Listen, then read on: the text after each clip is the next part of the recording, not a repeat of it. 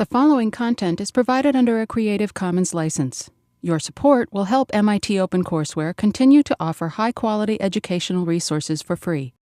To make a donation or to view additional materials from hundreds of MIT courses, visit MIT OpenCourseware at ocw.mit.edu.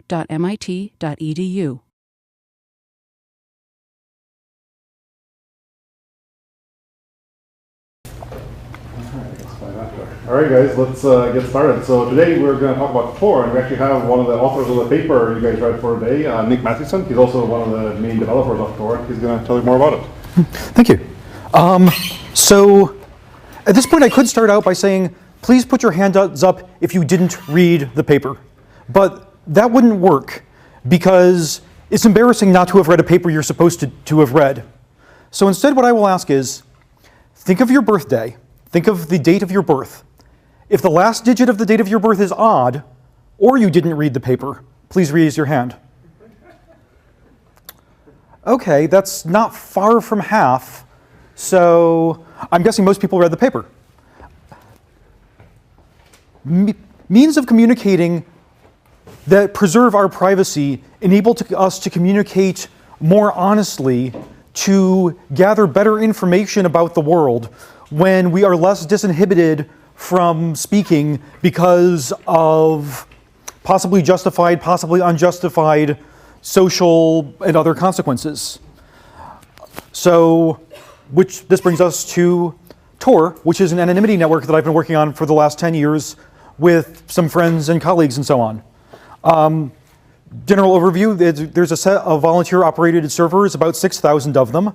At first it was just friends of ours that we knew that Roger Dingledine and I knew from MIT. After that, as we got more publicity, more people started running servers. Now it's run by nonprofits, private individuals, some university teams, possibly some of you here today, and no doubt some very sketchy people. We got about 6,000 nodes.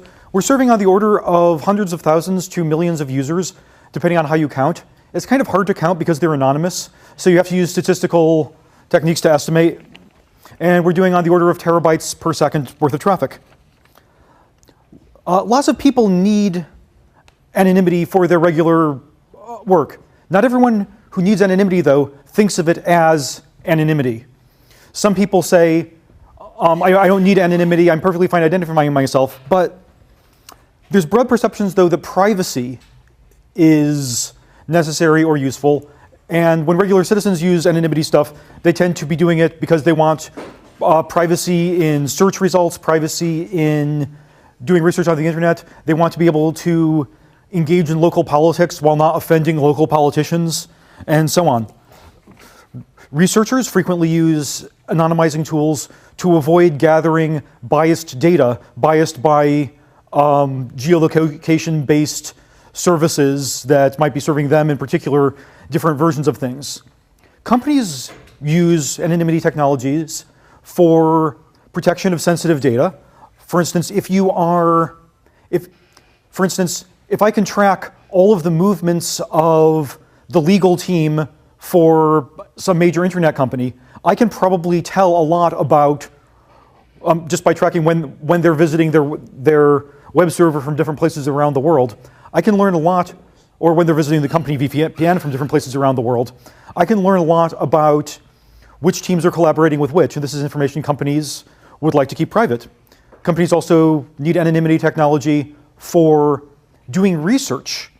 So a major router manufacturer for some while, I don't know if this is still the case, would regularly serve different versions of its product sheets to IP addresses associated with its competitors in order to make reverse engineering trickier. And they found this out by using our software and saying, hey, wait a minute, we got a different product sheet when we came in from Tor than we did coming directly. And it's also kind of normal for some companies to serve other companies' versions of their websites that emphasize the employment opportunities sections.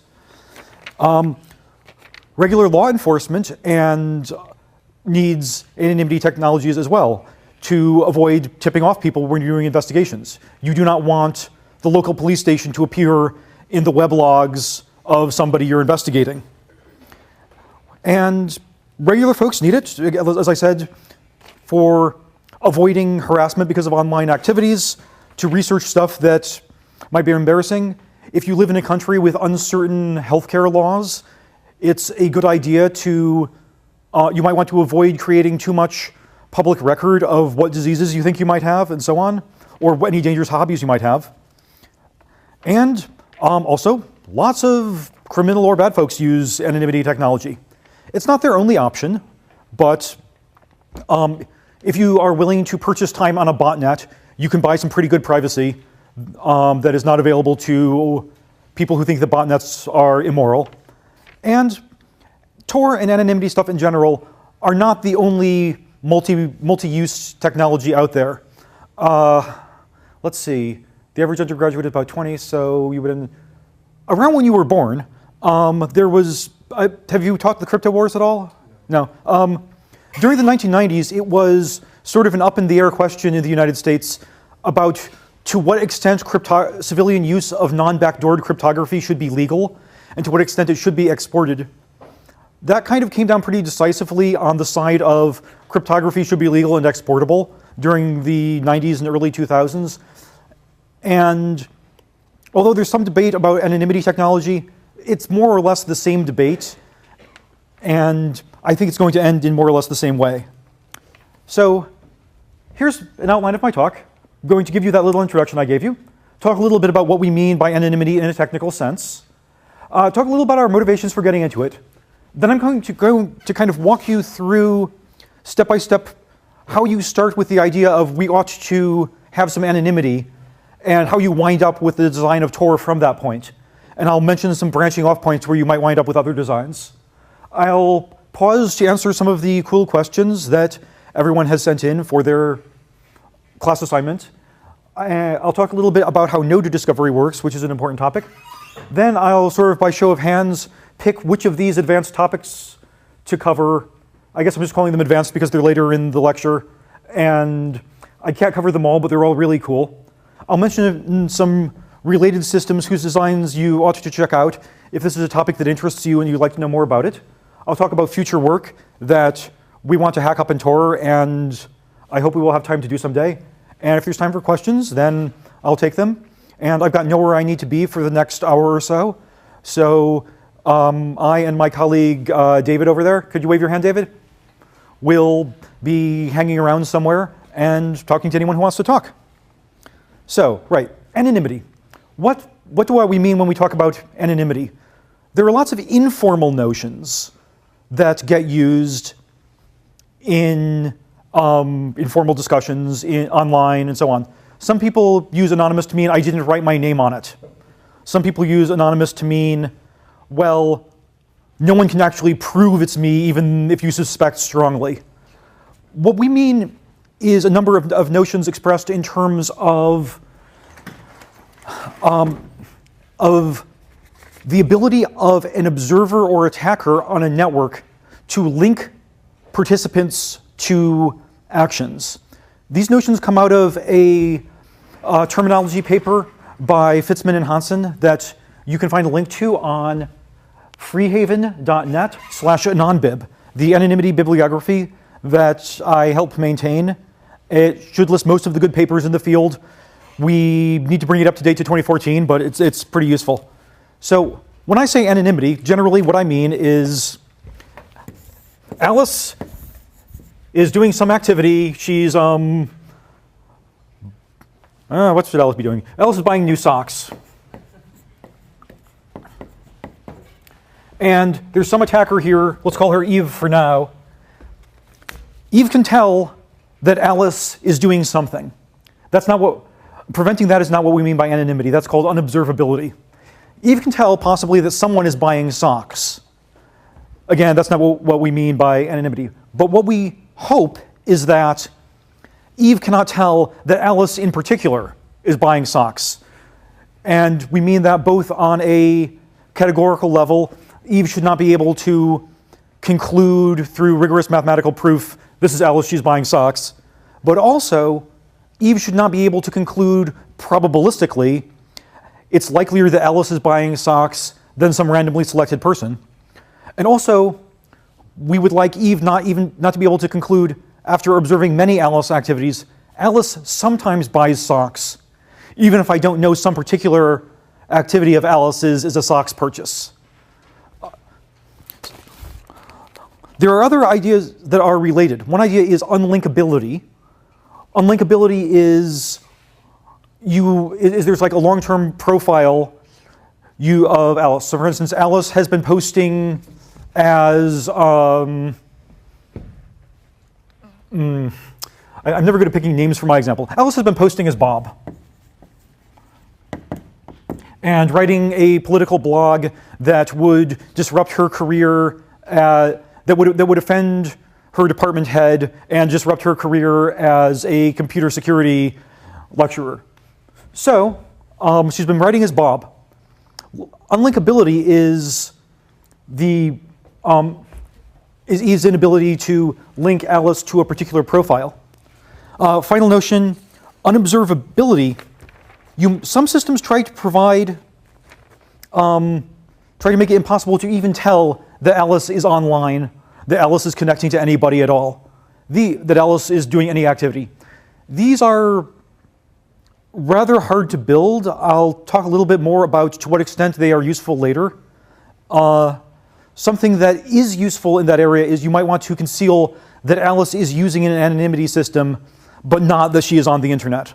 That's more achievable than concealing the fact that Alice is on the internet entirely. So why did I start working on this in the first place? Well, partially because of the engineer's itch. It's a cool problem. It's an interesting problem. Nobody else was actually working on it. And my friend Roger got a contract to finish up a stalled research project before the grant expired. And he did it well enough that I said, hey, I'll join up, and you've got some more funding for me, sure, I'll join in. After a while, we formed a nonprofit and released everything as open source. So that's part of it. But for deeper motivations, I think humanity's got a lot of problems that can only be solved through better and more dedicated communication, freer expression, and more freedom of thought. And I don't know how to solve these problems. All I think I can do is try to make sure that what I see as inhibiting discussion, thought, speech becomes harder to do. So that's more or less where I'm at. Yep. So I know there are many good reasons to use Tor. Please don't see this as criticism. Yeah. I'm just curious, what is your opinion as far as criminal activity? What is my opinion on criminal activity? Some laws are good, some laws are bad. My lawyers would tell me never to advise anyone to break the law. I feel my goal was not to enable criminal activity against most of the laws I agree with. In places where criticizing the government is illegal, then I'm in favor of criminal activity of that kind. So in that case, I suppose I was supporting that kind of criminal activity. My stance on whether it's a problem that an anonymity network gets used for criminal activity in general, to the extent that there are good laws, I would prefer that people not break them. I would, however, think that any computer security system that does not get used by criminals is probably a very bad computer security system if the criminals are making any kind of good decision-making policy. I think that if we go around banning security that works for criminals, we wind up with insecure systems. So that's more or less where I stand on it. I'm not really the philosopher of it, though. I'm more of the programmer. So I'm going to be giving really trite answers to philosophical and legal questions. Also, I am not a lawyer and cannot offer legal advice. Do not take anything I say as legal advice. That said, so at the time we started also, a lot of these research problems I'm going to be talking about weren't even close to being solved. So why did we start anyway instead of going straight into research? One of them was we thought that a lot of them wouldn't get solved unless there was a test bed to work on. And that's kind of gotten borne out because Tor has kind of become the research platform of choice for lots of work on low latency anonymity systems and has helped the field a lot in that way. But also, 10 years on and a lot of the big problems still aren't solved. So if we had waited 10 years for everything to get fixed, we would have been waiting in vain. So why do it then? Partially because we thought that having having a system out there would improve long-term outcomes for the world. That is, it's really easy to argue that something that doesn't exist should be banned.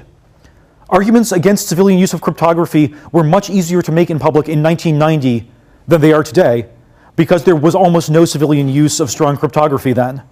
And you could argue that if anything stronger than DES is legal, then civilization will collapse, criminals will never be caught, and organized crime will take over everything. But you couldn't really argue that that was the inevitable consequence of cryptography in 2000, because cryptography had already been out there, and it turned out not to end the world. Further, it was harder to argue for a cryptography ban in 2000 because there was a large constituency in favor of the use of cryptography. That is, if someone in 1985 says, let's ban strong cryptography, well, banks are using strong cryptography, so they'll ask for an exemption. But other than that, there weren't a lot of users of strong cryptography in the civilian space. But if someone in 2000 said, let's ban strong cryptography, that would be every internet company, everyone running an HTTPS page would start waving their hands and shouting about it. And nowadays, strong cryptography bans are probably unfeasible, although people keep bringing back the idea. And again, I'm not the philosopher or political scientist of the movement. So, some folks asked me, what's your threat model? It's good to be thinking in terms of threat models. Unfortunately, our threat model is kind of weird. We started not with an adversary requirement, but we started with a usability requirement. The usability requirement we gave ourselves to begin is, this has to be useful for web browsing. This has to be useful for interactive protocols. And it actually needs to see use. Subject to that, we want to maximize security. So our threat model has lots of weird corners in it if you actually write it out as what can an attacker do, under what circumstances and how. And that's because we've set ourselves the goal of it has to work for the web. And I'll return to that in a minute or two. But let's sort of talk about now how we can use forward anonymity, how we build forward anonymity. So here's Alice. She wants to buy socks. So, okay, let's say that Alice runs a computer. Let's call it R for relay. And this computer relays her traffic to, I want to say socks.com, but I'm afraid that will turn out to be something horrible. So Zappos.com, yeah, they sell socks too. All right, so Alice wants to buy some socks from Zappos.com, and she's going through a relay. Well, I said Alice runs a relay. Any eavesdropper who's looking at this will say, that's Alice's computer. It's probably Alice. All right, so let's have somebody else run a relay and have lots of other users all visit it. I'll call them A2 and A3 because there aren't enough standard cryptography person names by books, tweet, cat pictures. This is like 80% of what people do on the internet, right? So now we have 3 people all going into this relay, 3 streams exiting. Someone who's watching the relay can't easily correlate, should not be, we hope. We'll return to that too. That this Alice is buying socks, this Alice buying books, this Alice is tweeting cat pics. Well, except if they're watching this side of the connections, they can see Alice telling the relay, please connect me to Zappos.com. All right, so we'll add some encryption. We'll maybe do TLS on all of these links.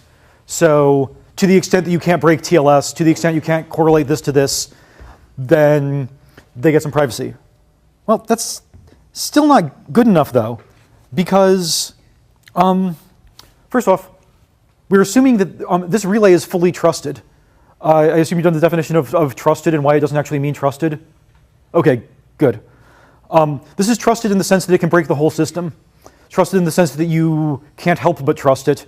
Not trusted in the sense that it's actually trustworthy. So, all right, we can introduce multiple relays. We can have different relays run by different people. We can have, This is not actually the topology we use, but my Blackboard technique is terrible, and I don't want to redraw anything. We can imagine tunneling these connections through multiple relays, each of which removes a single layer of encryption. So all this relay sees is Alice is doing something. All this relay sees is someone is buying socks. But this one just sees someone is buying socks. The connection came from this relay. This one just sees Alice is doing something, and it forwards onto this relay.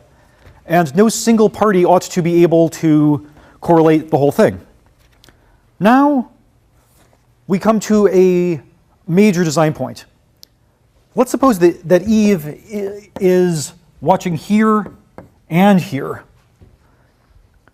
Nothing I've said so far does anything to obscure the timing and volume of Alice's packets. Oh, sure, there will be some trivial noise added from all of the computation and decryption these things do, from network latency and so on. But ultimately, if Alice is sending a kilobyte in, then in the design I sketched out so far, a kilobyte is coming out.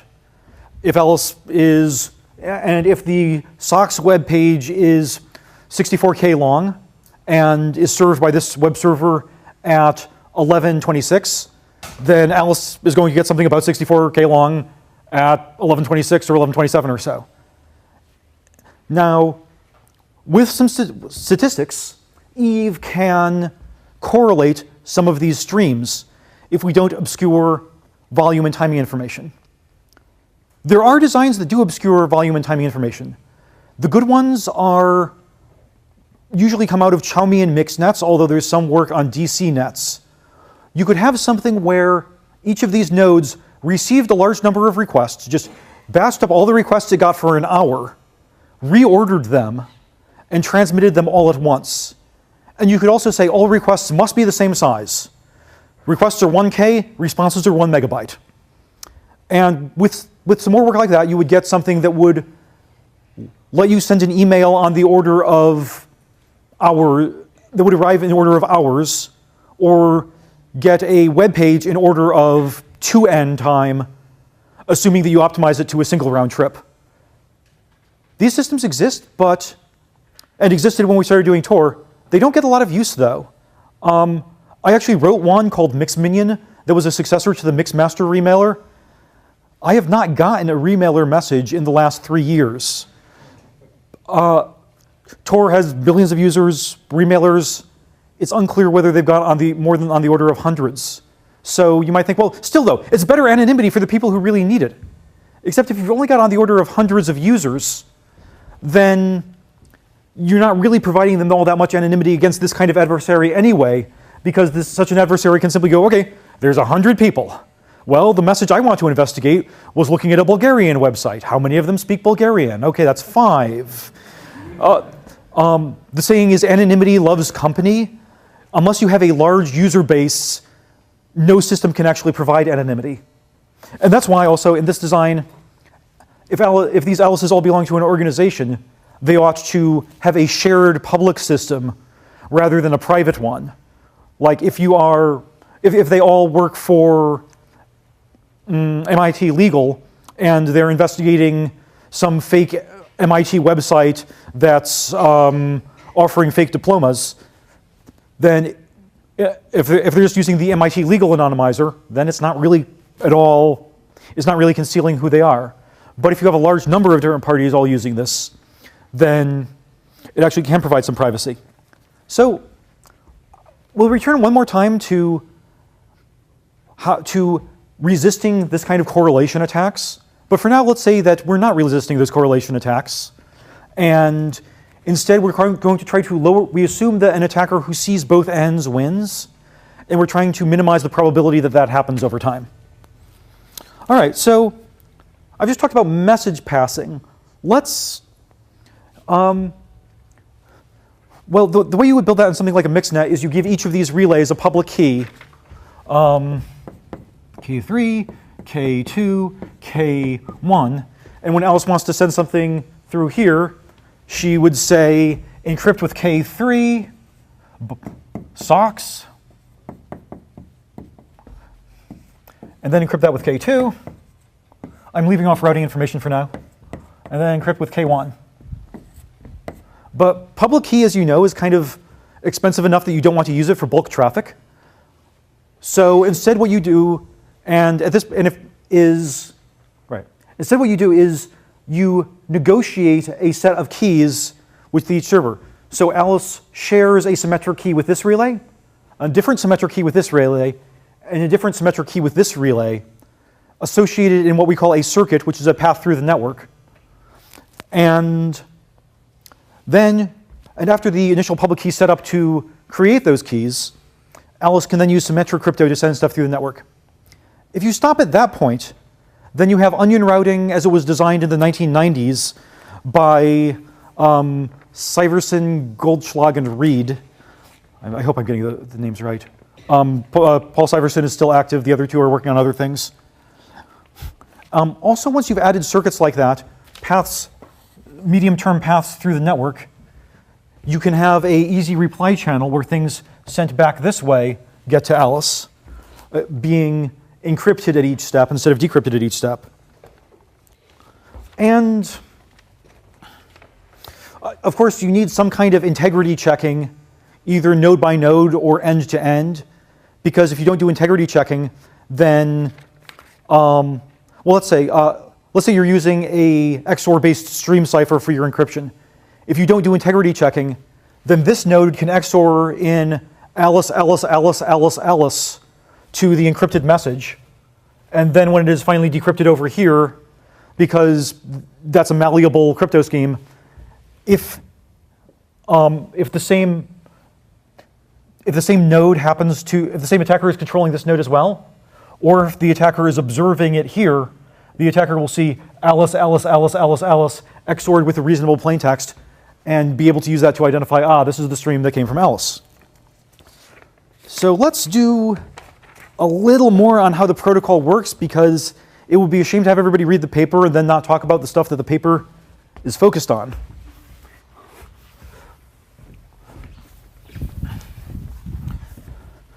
Again, I apologize for my Blackboard technique. This is most of the time I'm sitting at home on a desktop. This is alien tech. So here's a relay, here's Alice, here's another relay, here's Bob. Now Alice wants to talk to Bob.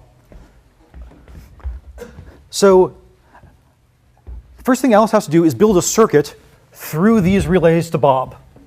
Let's say she's picked these two, R1 and R2. So Alice first makes a TLS link to R1.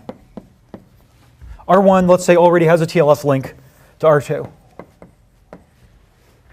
First thing Alice does is she does an authenticated, a one-way authenticated, one-way anonymous key negotiation. The old one in Tor is called TAP. The new one is called NTOR. They both have proofs. They both even have correct proofs, although the original proof in the paper had a flaw in it. But when that's done, she basically sends a create cell, and she picks a circuit ID. Let's say she picks 3, and says create 3. The relay says created. And now R1 and Alice share a secret key, a symmetric key, which I'm going to call S1. And they both have this stored as 3 with respect to this link. Now Alice can use that key to send messages to R1. So she says, on 3, that's the circuit ID that everything was talking about in the paper, send a relay extend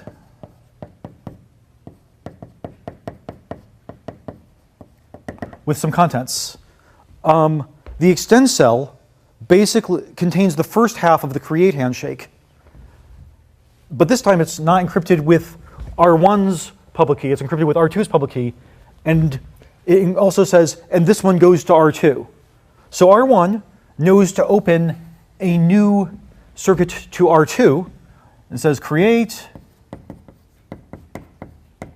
and it passes the initial part of the handshake as it came from Alice along, and it picks its own circuit ID because the circuit IDs identify the different circuits on this TLS connection, and Alice doesn't know what other circuit IDs are in use on this one because this one is private to R1 and R2. So it might pick like 95. It actually is very unlikely to pick that because they're randomly chosen from a 4-byte space, but I don't want to write out any 32-bit numbers today. And this says created in response. So this one sends back an extended encrypted with S1. And now Alice and relay 2 share S2. So now Alice can send messages encrypted first with S2 and then with S1 as relay cells. So she sends a message like that. R1 removes the S1 encryption and forwards it on. It says, okay, it came in on 3. It came in on circuit 3. I know that 3 goes to 95 on this one. So I send it on 95 and I say whatever I got after decrypting. Okay, and this one says, it came on 95. 95 corresponds to the shared key S2, so I'll decrypt with that. Oh, that says open a connection to Bob. And relay 2 opens a TCP connection to Bob and tells Alice that it did it through the same process. And Alice says, great, tell Bob HTTP 1.0 get/index.html, and the world goes on. Now let's see, what did I leave out? Oh, skip that. So what do we actually relay? Some designs in this area say, well, you should send IP packets back and forth.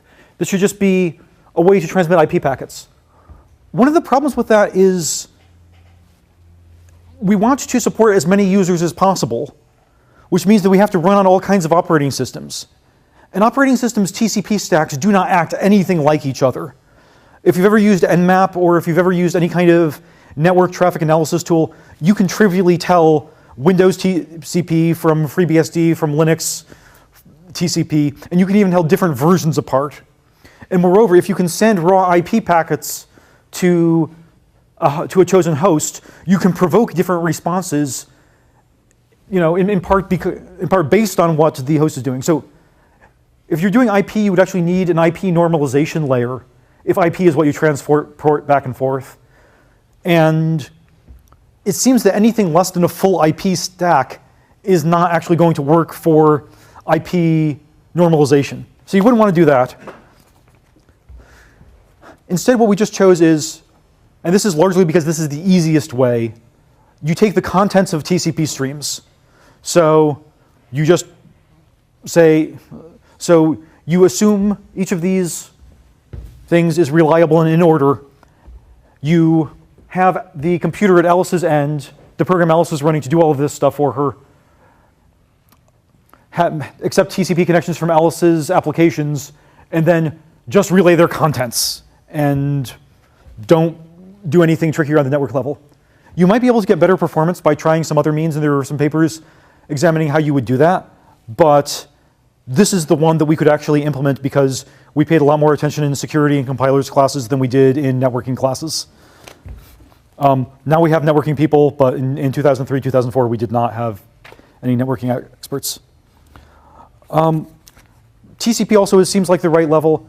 Higher level protocols, like you might, in some of the original onion routing designs, there were separate proxies at this end for HTTP, for FTP, and so on. That seems to be mostly a bad idea because any interesting protocol is going to have end-to-end encryption from Alice all the way to Bob. That is, if we're lucky, Alice is doing a TLS connection over this to Bob. So that TLS properties get her integrity and secrecy. But if that's the case, then any kind of anonymizing transformations you want to apply to the encrypted data need to happen in the application Alice is using before the TLS happens entirely. So you can't really do that in a proxy. And that's kind of why we came out to, okay, the sweet spot is TCP contents. Somebody asked me, okay, but where are your security proofs? We do have security proofs for a lot of the cryptography that we use, standard reductions. For the protocol as a whole, there are proofs in the field about certain aspects of onion routing, but the models that they have to use in order to prove that this provides anonymity make assumptions about the universe, the network, and the attacker's abilities that are so weird as to satisfy no one but certain program committees of more theoretical conferences. The kind of things you can prove is that an attacker who sees a number of strings of this length, but doesn't get to see, who sees a number of streams here, all of equal volume and equal timing, cannot tell which one goes to which Bob simply by looking at the bytes coming out. But that's hardly a useful result. Also, the kind of guarantees you can get from anonymity systems that we know how to build today. Okay, I should be careful here. There are some where you have very strong guarantees that we do know how to build that you would never actually want to use, like classical Chaumian DC nets, for instance, provide guaranteed anonymity, except any participant can shut down the whole network by not participating. That does not scale. But for the things that we do want to build these days, for the most part, the anonymity properties are probabilistic rather than categorically guaranteeable. So instead of asking, does this protect Alice, the kind of questions you can ask are, under this assumption about attacker capabilities, how much traffic can Alice safely send if she wants a 99% chance of not being linked to her activities? So will anyone actually run these things? That was an open question when we started. We didn't know whether the system would actually take off or not. So the only way to actually find out was proof by try it, see what happens. We got a fair amount of volunteer operators. A fair number of nonprofits have formed whose sole purpose is just to take donations and use them to buy bandwidth and run Tor nodes. And there are also universities. There's also private companies. For a while, Akamai was running a Tor server out of their security team because they thought it was fun. The legal issues there, again, I'm not a lawyer, I can't offer legal advice, but 5 different people asked about the legal issues. As far as I can tell, in the US at least, there's no legal impediment to running a Tor server, and that seems to be the case throughout most of Europe, as far as I'm aware. In places that generally have less internet freedom, it's a dicier proposition. The issues to be concerned about are not, is it illegal to run a Tor server, but if somebody does something illegal or undesirable with my Tor server, will my ISP shut me down? And will law enforcement believe, oh, you're just running a Tor server, or will they seize the computer to make sure? For those, I would suggest not running a Tor server out of your dorm room. Oh, excuse me, don't run an exit out of your dorm room. A relay out of your dorm room, assuming that network policy allows that. I have no idea. They've changed so much since I was a kid. Running an exit out of your dorm room could get you in trouble, but running a non-exit relay that doesn't deliver traffic to the internet is less likely to create those issues in particular. The likeliest, but if you do it in a nice colo site and you get your ISP's permission, then it's pretty reasonable thing to do. Let's see. Someone asked, well, what if users don't trust a particular node? And this brings me to my next question, my next topic. So the software that clients use, you can tell it, don't use this one, don't use this one, only use this one. But remember that anonymity loves company principle. If I'm only using 3 nodes, and you're using 3 different nodes, and you're using 3 different nodes, our traffic will not mix at all. To the extent that we partition off which parts of the network we use, we are distinguishable from one another. Now, if I just exclude one or two nodes and you just exclude one or two nodes, that's not a big partitioning, and that doesn't help distinguishability that much. But it would be good to the extent possible to have everyone using the same nodes. So, right, how do we accomplish that? So, version 1. In the first version of Tor, we just shipped a list of all of the nodes. I think there were 3 of them, or 5 or something. Now, I think there were about 6, of which 3 were all running on the same computer in a closet at LCS and TechSquare. All right, so that wasn't a good idea, because nodes can go up and down, nodes change. You don't want to have to put out a new release of your software every time somebody joins and leaves the network. So you could just have every node keep a list of all the other nodes that are connected to it, and all advertise to each other. And then when a client connects to, a client just has to know one node and then says, hey, who's on the network? And actually a lot of designs people have built work this way. A lot of early peer-to-peer anonymity designs that work this way. But it's a terrible idea, because if you go to one node and say who's on the network and you believe them, well, if I'm that node, I can say, yes, I am on the network, and my friend over here is on the network, and my friend over here is on the network, and no one else is on the network. And I can tell you any number of fake nodes that are all operated by me and capture all of your traffic that way with what's called a route capture attack. Okay, so maybe we just have a single directory operated by a trusted party. That's not so good. It's a single point of failure. So you could have, well, okay, let's have multiple trusted parties, and clients go to these multiple trusted parties and get a list of all of the nodes from all of them and combine those lists. Then you're actually, first off, you're partitioned in that case. If I choose these 3 and you choose those 3, and they say anything different, then we'll be using different sets of nodes, so that's still not good. Also, there's still a attack attempt where, like, if I use the intersection of the sets they tell me, then any one of them can keep me from using a node they don't like by not listing it. If I use the union, anyone can flood me by making 20,000 fake servers that are all them on the list. I might compute the result of some sort of vote on them, which would solve those 2 problems, but I'd still be partitioned from everyone who's using different trusted parties. We could do a magical DHT. And have we done distributed hash tables? All right. We could do some sort of magical distributed structure run across all of the nodes. I say magical because although there are designs in this area, and some better than others, none of them really seems to have a solid security evidence for it at this point, to the point where I would be comfortable in saying, yes, this is actually secure.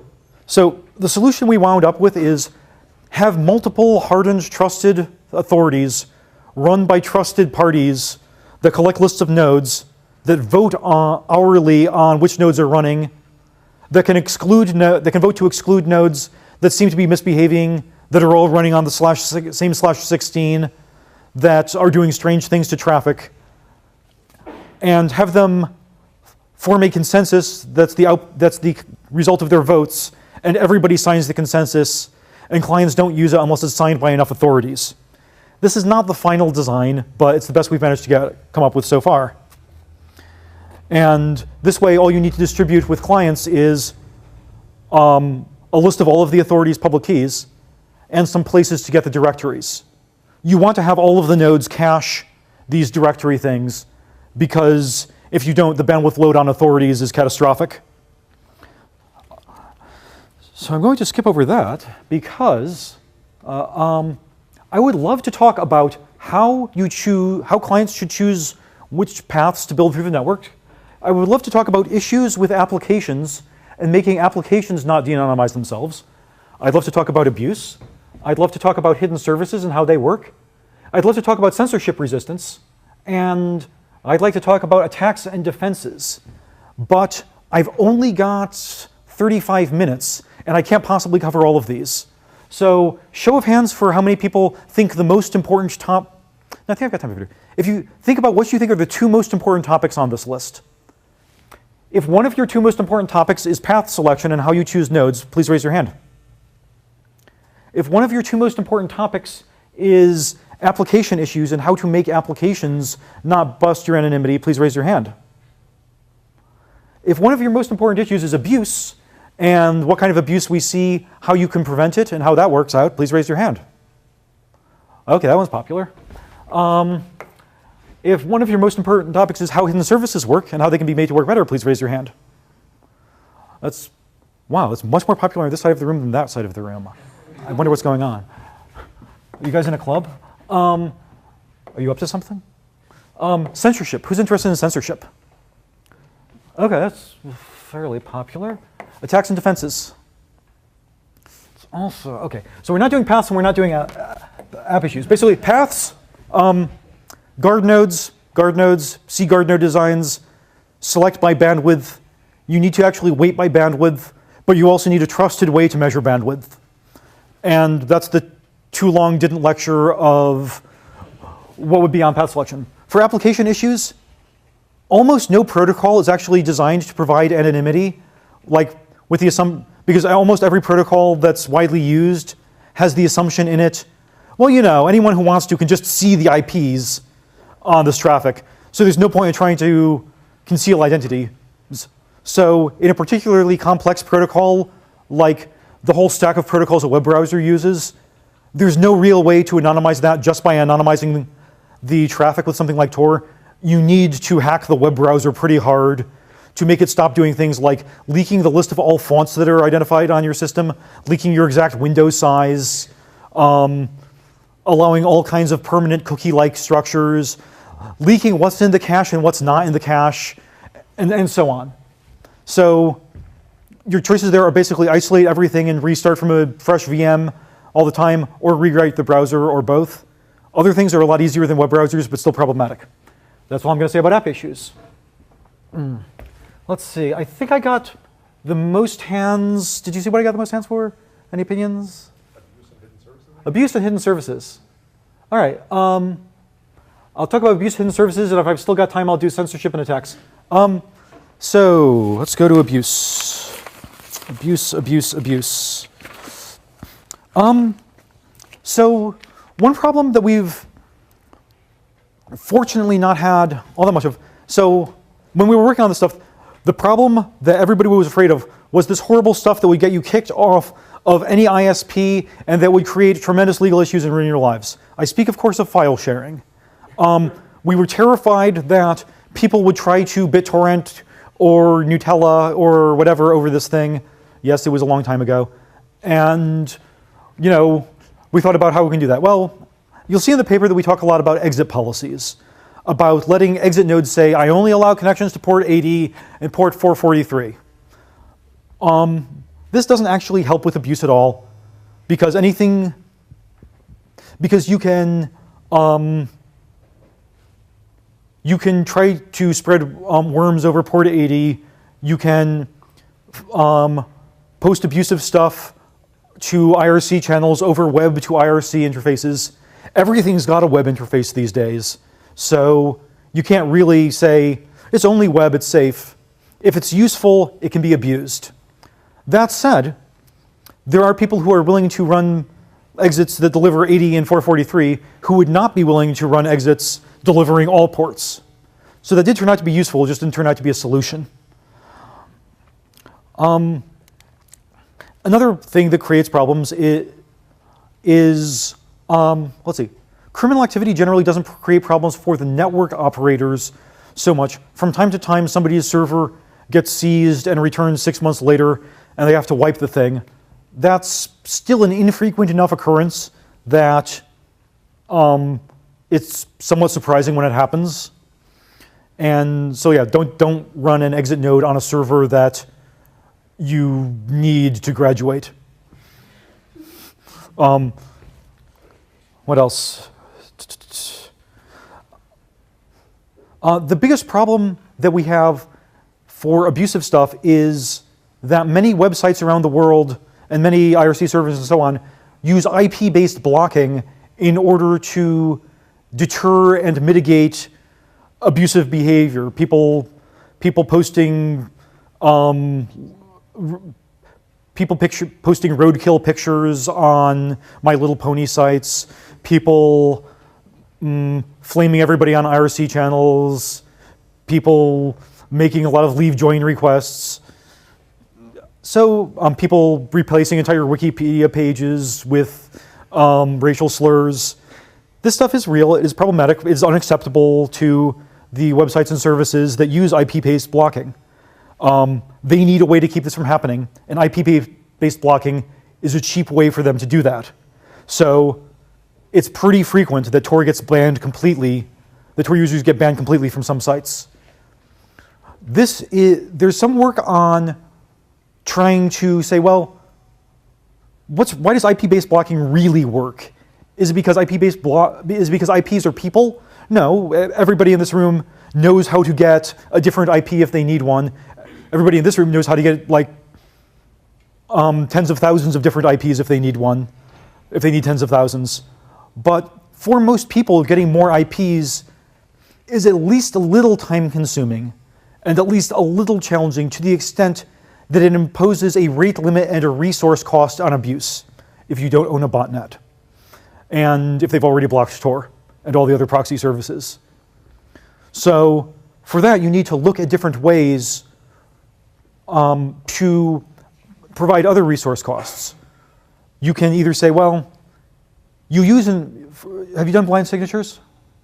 Oh, you can construct things so that you need an IP to make an account, but what account you make with an IP is not linkable to your IP. And then later on, if the account gets banned, you need to create a new account from a different IP. That's something you can build, and we're working with people to work on it. There's also, although it needs more hacking on the integration side, something else that needs more hacking on the integration side is anonymous blacklistable credentials. They're a little esoteric, but the idea is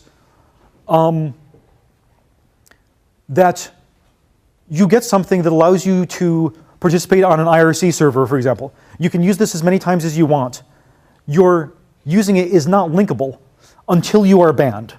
Once you are banned, future attempts from the same person with the same credential don't work, but past activities do not become linkable to one another. These can be built pretty easily. The problem is convincing people who are more or less satisfied with IP blocking to actually use them and actually integrating them with services. Let's see. Someone inevitably asks me, it's kind of neat. So I started these lecture notes based on my lecture from 2013, and there was something about the inevitable question about Silk Road 1 getting busted. There's the inevitable question about Silk Road 2 getting busted. Silk Road 2 was a hidden service operating on the Tor network where people would get together to buy and sell illegal things, mostly illegal drugs. So as far as we know, as far as we can find out, the guy got busted through bad OPSEC. Like he made a public posting with his actual name and then like went and deleted it and put his pseudonym on it. Tor can't help people against that kind of stuff. On the other hand, if you've been looking at the NSA leaks, you know that law enforcement has been getting information from intelligence and then sanitizing it through a process called dual construction, where the intelligence agency will say to the law enforcement agency, okay, look, it's Fred over there. He did it. But that's not admissible in a court, and you can never admit that we told you. Just find some other way to find out that Fred did it, but Fred did it. According to some of the Snowden leaks and some of the leaks from the other guy who is still not been caught, that's done sometimes. So if you look at, okay, at this point you use your basic Bayesian reasoning skills and you say, well, okay, would I see this evidence if the guy actually got caught because of bad OPSEC? Yes, I would. I would see plenty of, I would see bad OPSEC, I would see reports that he got caught because of bad OPSEC.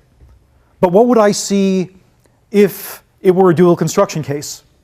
I would also see reports that the guy got caught by bad OPSEC. Because the evidence would be available to us is the same in either case, we can't really conclude much from any public reports of that.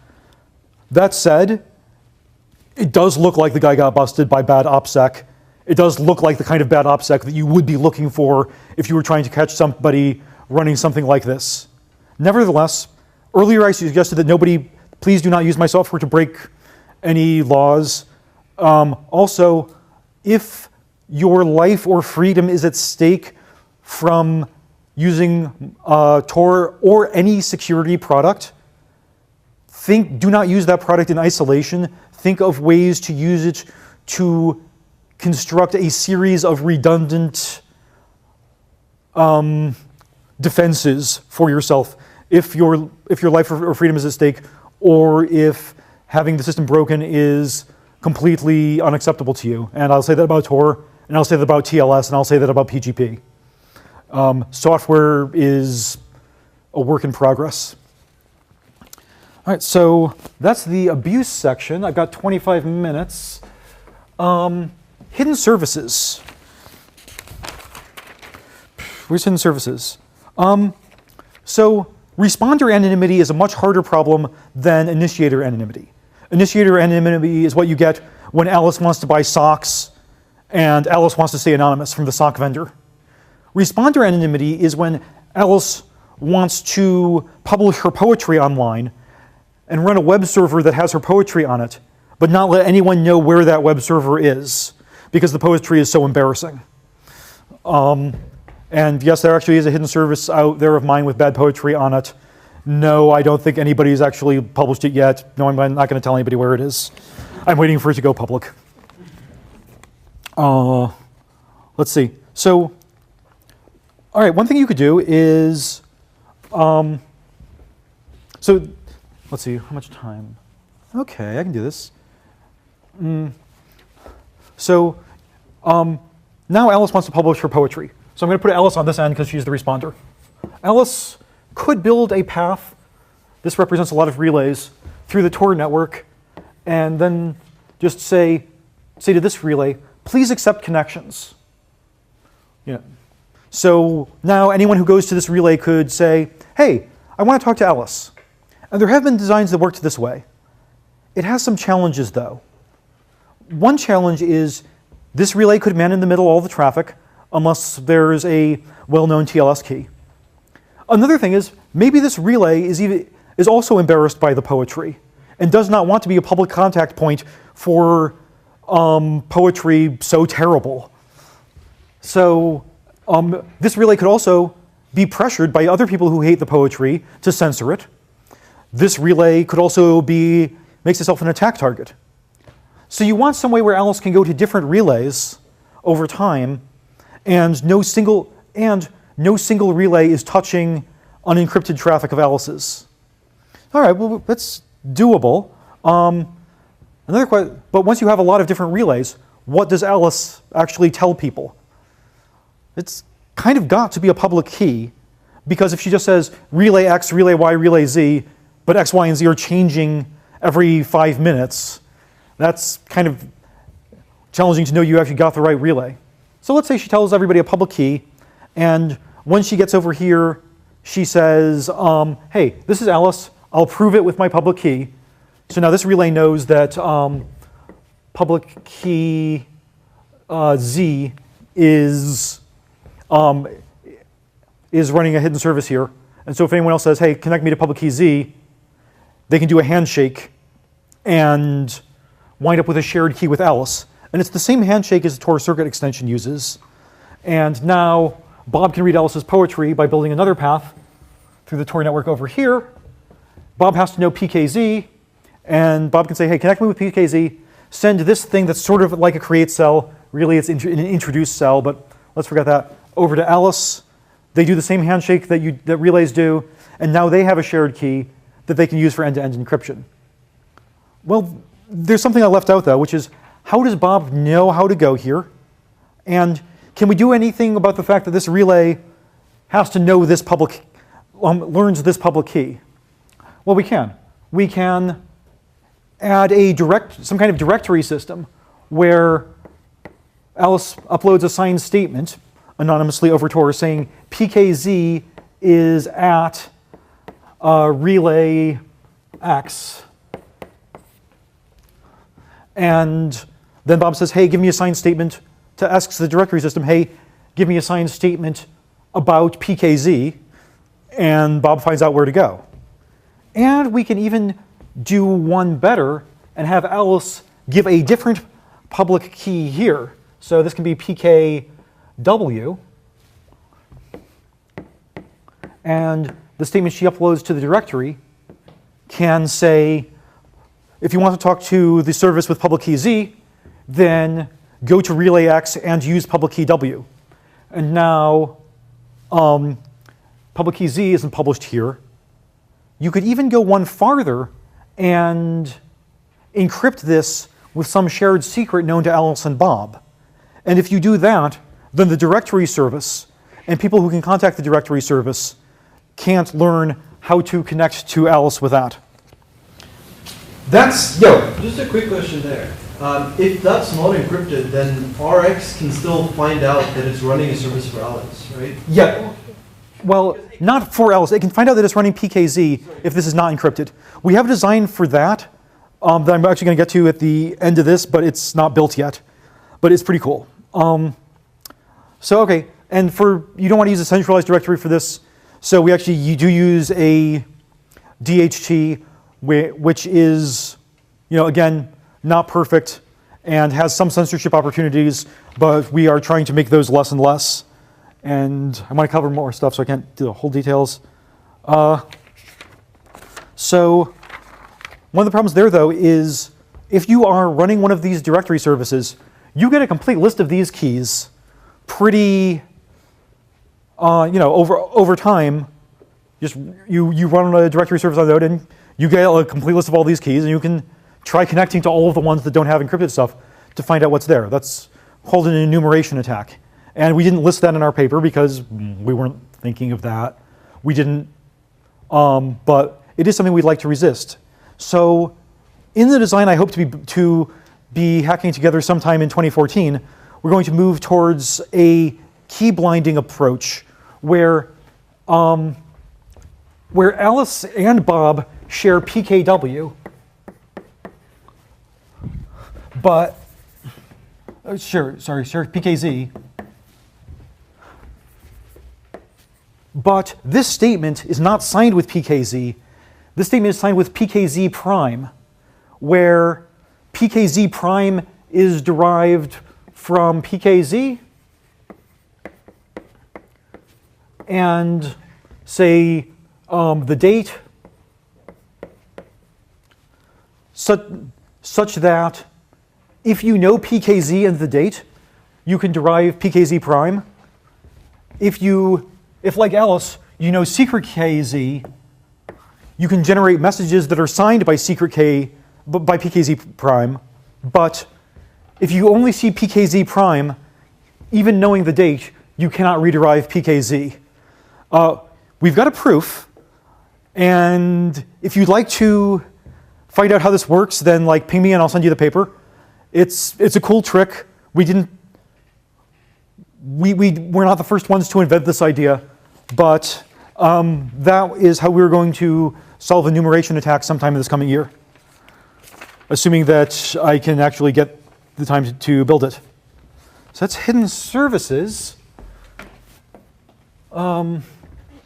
Attacks and defenses.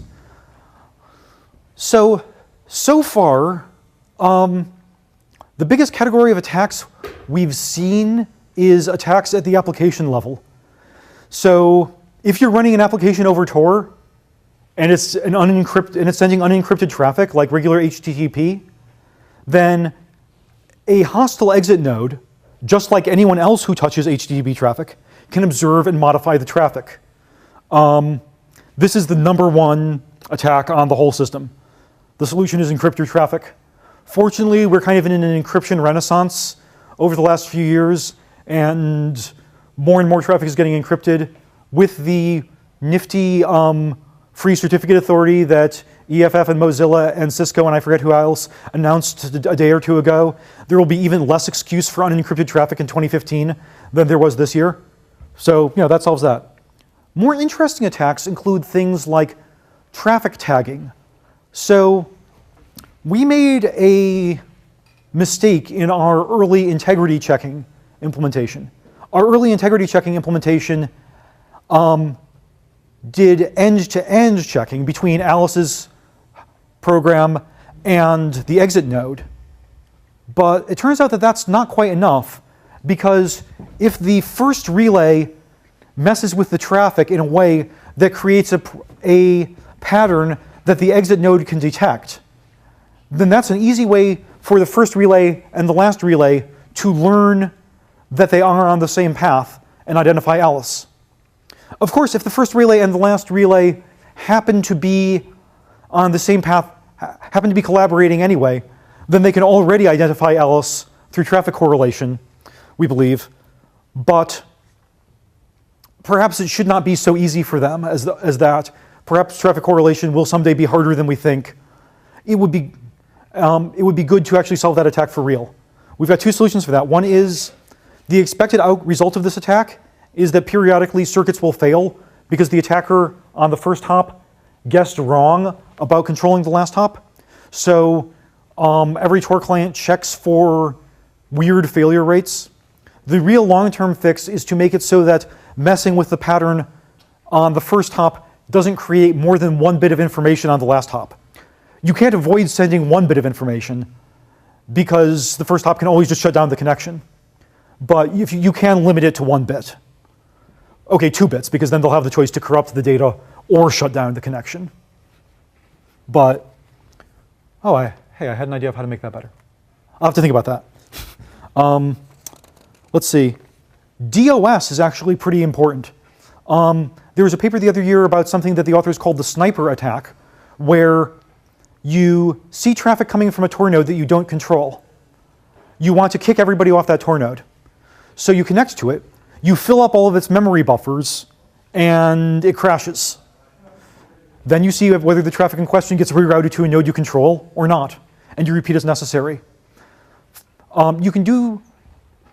For that, our best options are, first off, no longer have memory DOSs.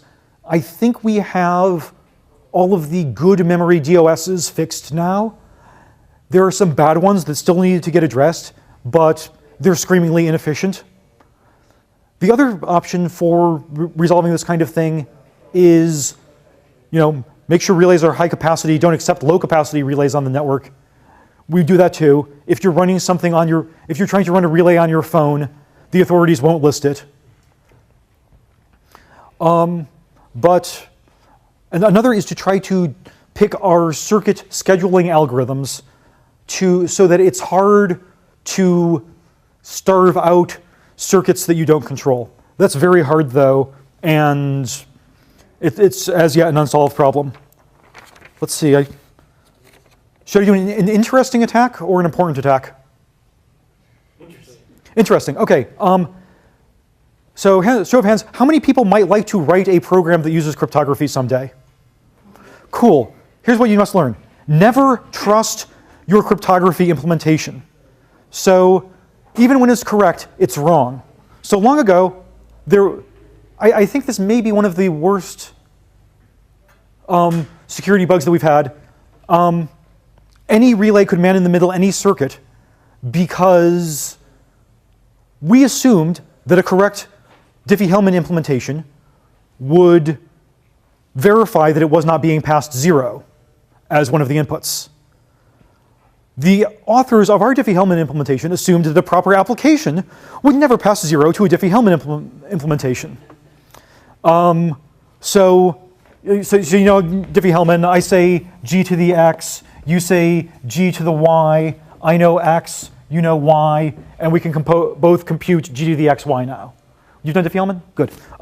Well, if instead the man in the middle replaces my g to the x with 0, and your g to the x with 0, and then I happily compute 0 to the x and you compute 0 to the y, we will have the same key. We will happily talk to each other, but this will be a key that the attacker knows because it's 0.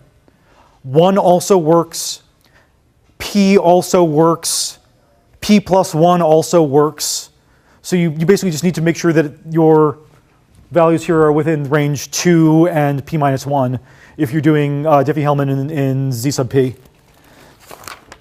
Okay, let's see. I would love to talk more about censorship because actually it's one of the areas where we can do the most good. Generally, the summarized version of that was, in the earliest paper you read, and in some of the updates, we were still on the idea that we would try to make Tor look just like a web client talking to a web server over HTTPS and make that hard to block. Turns out that's fantastically difficult and probably not worth doing. Instead, the approach we take now is using different plugin programs that a non-listed relay called a bridge can use and a client can use to do different traffic transformations. And we managed to keep adding new ones of those faster than the sensors have been able to implement blocking for them. And that's actually a case where none of the solutions are actually categorically workable, but that's not a well-formed sentence. None of these plugins are inherently unblockable by any imaginable technique so far, but they're good enough to keep traffic unblocked for a year or two in most places and 6 or 7 months at a time in China. China currently has the most competent censors in the world, largely because China doesn't outsource. Most other censoring countries outsource their censorship to dishonest European, American, and Asian companies whose incentives are not actually to sell them good censorship, but to keep them on an upgrade treadmill. So if you were buying your censorship software from the United States, which technically speaking, US companies aren't allowed to make censorship software for nations, but they just make, corporate firewall software that happens to scale to 10 million people. Yeah, I think that's unethical, but again, I'm not the political scientist of the organization or the philosopher. Paul Syverson, one of the original Onion Writing authors, does have a degree in philosophy, for what that's worth, which means that he can't answer these questions either, but he takes a lot longer not to answer them. Right, where was I? 90 minutes is a long time.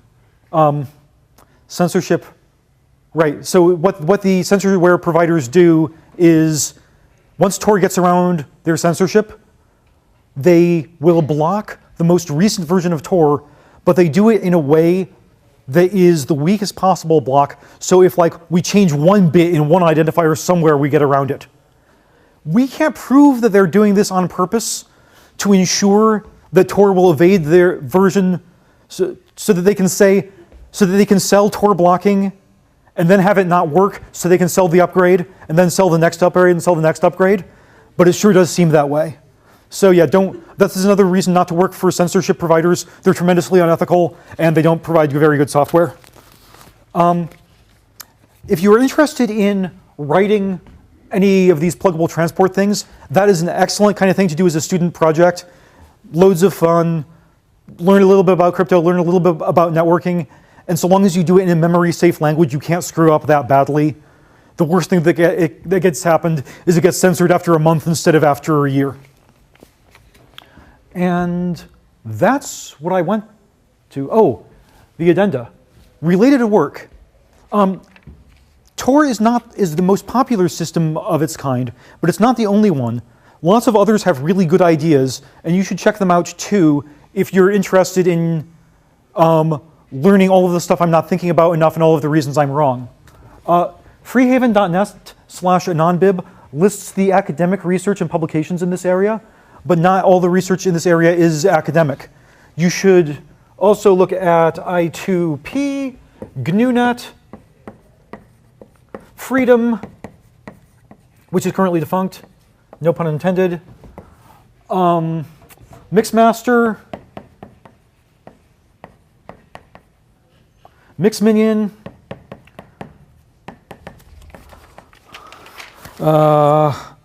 Sphinx with a Y. Sphinx with an I is something different.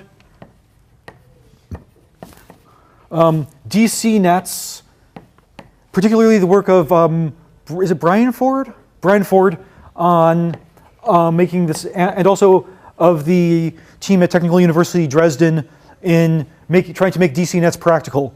They're very strong, they're just not actually deployable yet. And many others.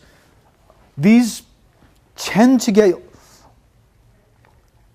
why these get less use or attention than Tor is a open topic of some interest that I don't have a solid answer for. Future work. So one of the reasons I do these is not just because I would like everybody to know about the cool software I work on, but also because I know students have lots and lots of free time, and I'm kind of hoping to recruit. Okay, so you may think I'm joking, but when I was just getting started in this field, I was complaining about how I was so busy like reviewing papers for one conference, writing software, fixing a bug, answering email. I was complaining to some senior faculty member, and he told me, "You will never have so much free time as you do today." This is actually, you actually have a lot more free time now than you will in 10 years. So this is the great time to work on crazy software projects. And so let me tell you about Future Working Tor. There's this key blinding thing and a complete revamp of our hidden services system, which was, the best we could design when we came up with it, but there's been a lot of research since then. Maybe some of it will turn out to be a good idea. We're also revamping most of our crypto. We chose schemes that seemed like a good security performance trade-off in 2003, like RSA 1024. We've replaced the really important uses of RSA 1024 with stronger stuff, currently Curve 255.19, but there's still some cases that we want to replace in the protocol that we need some work on. I didn't talk too much about path selection, so I can't talk too much about improvements in path selection, but our path selection algorithms were chosen pretty naively, and there's been some awesome research in the past 5 or 6 years on that we need to integrate. There's a little work that's been done on mixing high latency and low latency traffic so that the low latency traffic can provide cover for the high latency traffic in terms of providing lots of users, while the high latency traffic is still very well anonymized. It's not clear whether this would work or not. It's not clear whether anyone would use this or not. And it is clear that unless something changes, or unless some major funder for that in particular shows up, I'm not going to have time to work on it in 2015. But if somebody else wants to hack on it, my God, that would be fun. Our congestion control algorithms were chosen questionably based on what we could hack together in a week. We've improved them, but they could use a bigger revamp. There's some research on scaling to hundreds of thousands of nodes. So in the current design, we can probably get up to 10 or 20,000 with no problem, but because we assume that every client knows about every node, and every node may be connected to every other node, that's going to stop scaling before 100,000. And we need to do something about that. That opens up some classes of attacks based on attackers learning which clients know which nodes and using that to distinguish clients. So most of the naive approaches are a bad idea here, but it may be that less naive approaches might work out. Another thing you might want to do if you're approaching 100,000 nodes is get rid of those centralized directory authorities and go to some kind of peer-to-peer design. I don't have extremely high confidence in the peer-to-peer designs I know of so far, but it could be that somebody's about to invent the next good one. Let's see. I don't know what that means. Somebody asked a question about adding padding traffic or fake traffic to try to deceive end-to-end traffic correlation.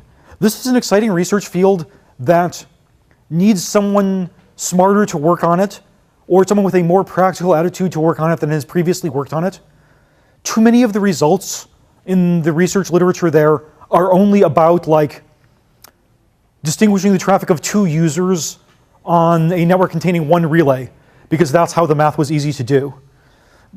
Instead, so because of this kind of stuff, all of the traffic analysis defenses that we know of in this area that are still compatible with web browsing, they sound good if you read the abstract. They'll say, hooray, this one forces the attacker to gather 3 times as much traffic before they can correlate users. Except when you actually read the paper, previously the attacker needed 2 seconds worth of traffic, and then they won. Now they need 6 seconds. That's not really a defense in this model, although perhaps against a real network, the numbers would be different and it might work. So we would actually like to see some stuff done with padding and fake traffic, but we don't like to add voodoo defenses that we conjecture to maybe do some good, although we can't do why. We actually like to have evidence that what we're doing is that any changes we're going to make are going to help something. I think I'm out of time, and there may be a class in here after us. There's not? All right, so I'm going to hang around for a while, and thanks for coming to listen. I would take questions now, but it's 12:25 and folks may have another class. But I'll be around and so will David. Thank you very much for coming.